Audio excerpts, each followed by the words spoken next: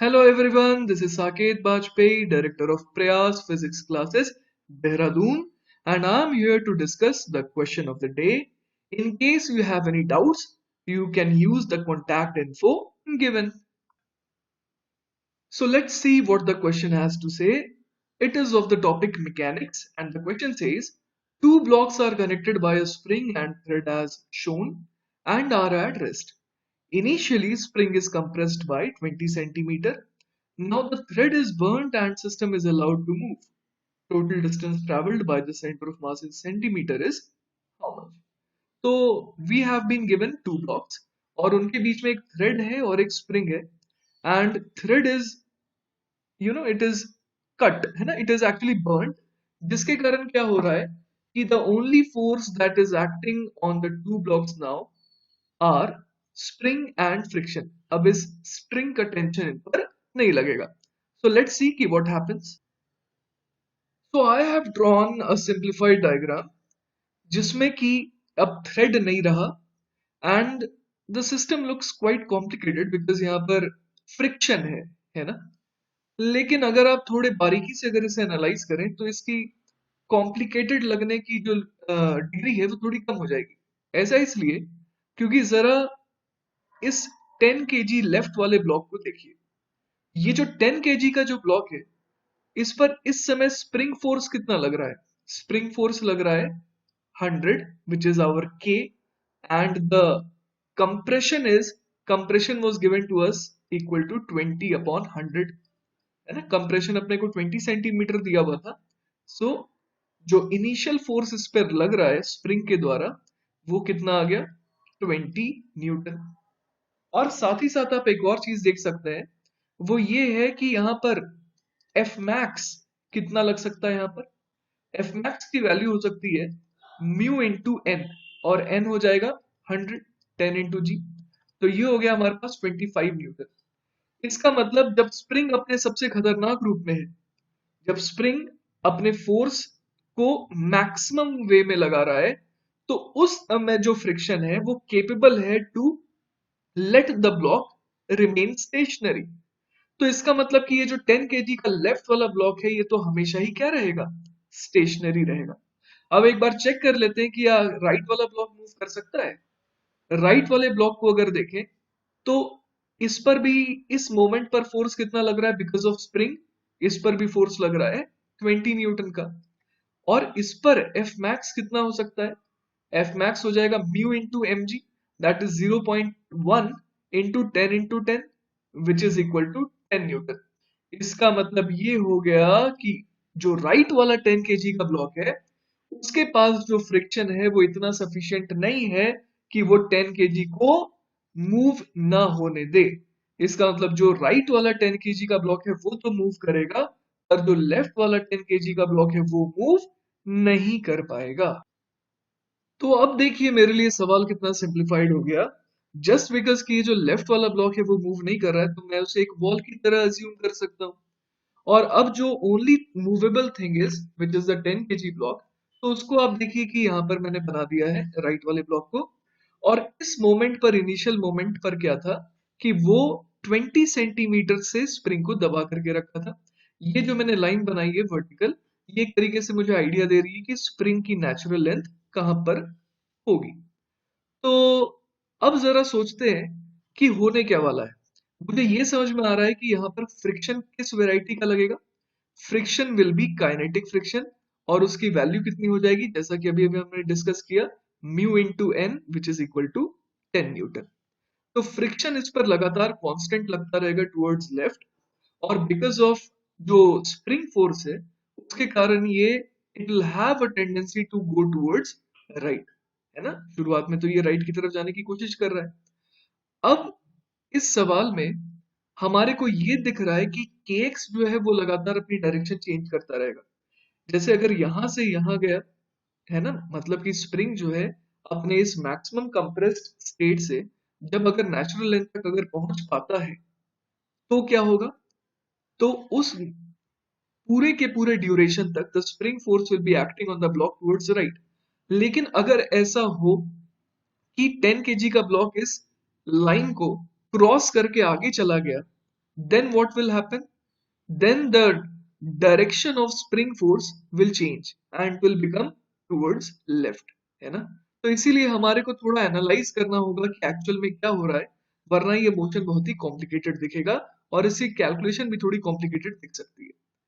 तो सबसे पहले देखते हैं कि हमारे पूरे के पूरे सिस्टम के पास एनर्जी कितनी थी, है ना? हमारे सिस्टम के पास जो इनिशियल एनर्जी थी that was only in the form of spring potential energy, और वो कितनी थी? It was equal to half K X naught square, मतलब जो इनिशियल कंप्रेशन था।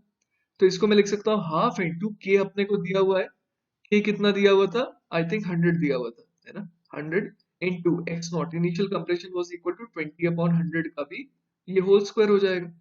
तो हमारे पास क्या वैल्यू आ गई? ये हो गया हाफ इंटू 100 इंटू 1/25। तो ये तो हमारे पास आ गया 2 जूल। इसका मतलब ओवरऑल जो एनर्जी सिस्टम के पास है वो कितनी है? 2 जूल है ना? और इस डेटा को चलिए दिमाग में बिठा के रखते हैं। अब और एनालाइज करने की कोशिश करते हैं कि क्या हो सकता है यहाँ पर, है ना? अब आप जरा इन दोनों डेटा को देखिए, 20 सेंटीमीटर और 10 न्यूटन को। ये दोनों डेटा इस तरीके से दिए हुए हैं कि अगर मैं ये सोचूं कि 10 केजी का ब्लॉक अगर अपने इस स्प्रिंग के नेचुरल लेंथ वाली पोजीशन तक पहुंच जाए, है ना? मतलब 10 केजी वाला ब्लॉक यहां तक पहुंच जाए सच दैट कि स्प्रिंग अपनी नेचुरल लेंथ पर आ जाए, तो उस समय वर्क डन बाय फ्रिक्शन कितना हो जाएगा? आप एक बार देखिए निकाल करके। It will be equal to minus 10 into 20/100। Clearly देख पा रहे हैं हम लोग? तो ये आ रहा है -2 जूल। तो ये डेटा इस तरीके से दिया हुआ है कि हमें बड़े आराम से दिख रहा है कि जितनी एनर्जी इस सिस्टम के पास थी उसी का नेगेटिव वर्क डन कौन कर दे रहा है? फ्रिक्शन। और इस एनर्जी से जो 2 जूल थी उसको निकाल करके सिस्टम से गायब कर दे रहा है। कब? जब ये 10 केजी का ब्लॉक एग्जैक्टली कितना आगे जा रहा है? 20 सेंटीमीटर, है ना? लेकिन यहां पर एक चीज अपने को क्रॉस चेक करनी होगी, और वो क्या है वो समझते हैं। अभी मैंने आपको क्या समझाया कि जैसा कि डेटा हम लोग देख पा रहे हैं कि पूरे सिस्टम के पास इनिशियली कौन सी एनर्जी थी? Spring potential energy. जब ये 10 केजी का ब्लॉक खिसक करके कहां पहुंच गया? नेचुरल लेंथ तक। तो हम लोग देख पा रहे हैं कि अगर फ्रिक्शन नहीं होता तो क्या होता? ये जो पोटेंशियल एनर्जी है ये किस में बदल गई होती? काइनेटिक एनर्जी में। और ये 10 केजी का ब्लॉक जब यहाँ मीन अपने स्प्रिंग के नेचुरल लेंथ पर पहुंचता, तो मैं कहता कि इस ब्लॉक के पास कितनी काइनेटिक एनर्जी आ गई? 2 जूल। लेकिन एग्जैक्टली क्या हो रहा है कि फ्रिक्शन वर्क डन कितना कर दे रहा है? -10 जूल। मतलब जो 2 जूल इसके पास आने वाली थी इन the form of kinetic energy, वो पूरी की पूरी कौन खर्च कर दे रहा है? ये फ्रिक्शन। इसका मतलब सिस्टम के पास जैसे ही ये यहां पर पहुंचता है, इसके पास ना स्प्रिंग पोटेंशियल एनर्जी रहती है और ना ही काइनेटिक एनर्जी रहती है। दैट मीन्स कि 10 केजी कितना आगे बढ़ सकता है? 20 सेंटीमीटर। लेकिन जिस बात के लिए मैं आपको थोड़ा सा केयरफुल रहने कह रहा था वो ये है कि ऐसा केस भी तो पॉसिबल था जिसमें ये हो सकता था कि ये 10 केजी का ब्लॉक बढ़ना चालू किया आगे, लेकिन नेचुरल लेंथ से पहले ही इसकी काइनेटिक एनर्जी हो सकता है जीरो हो जाती। ये भी तो केस पॉसिबल था, क्योंकि इस केस में क्या होता कि स्प्रिंग के पास अभी भी कुछ एनर्जी रहती। आप बात समझ पा रहे हैं? There is a difference between the two cases which I have just dealt. मैंने पिछले केस में क्या कहा कि सिस्टम की पूरी एनर्जी जहां खर्च हो रही है, हो सकता है वो यहां पर रुके। लेकिन एक और पॉसिबिलिटी ये भी बन सकती है कि हो सकता है कि सिस्टम की पूरी एनर्जी गायब ना हो, बस उतनी एनर्जी गायब हो जितनी की इसने काइनेटिक एनर्जी के फॉर्म में एक्वायर की, सिर्फ उतनी गायब हो जाए और कुछ हिस्सा पोटेंशियल एनर्जी का अभी भी रह जाए। समझ पा रहे हैं आप? तो इस सिचुएशन को एक बार टैकल करने की कोशिश करते हैं। इस सिचुएशन में हम लोग ये कह सकते हैं कि फ्रिक्शन ने कितनी एनर्जी को खर्च करा? फ्रिक्शन ने, अगर मैं मैग्नीट्यूड निकालूं उस एनर्जी का जो सिस्टम से गायब हुई है, तो वो हो जाएगी mu into M G into कितना डिस्टेंस ये ट्रेवल करा? शुरुआत में ये वाली डिस्टेंस थी 20 सेंटीमीटर और अब ये दूरी रह गई x सेंटीमीटर। इसका मतलब 20 माइनस एक्स अपॉन 100। इतनी एनर्जी सिस्टम से गायब हुई। इसका मतलब पहले एनर्जी सिस्टम की ज्यादा थी। पहले एनर्जी सिस्टम की कितनी थी वो हम लोग जानते हैं, it was equal to 2 joule.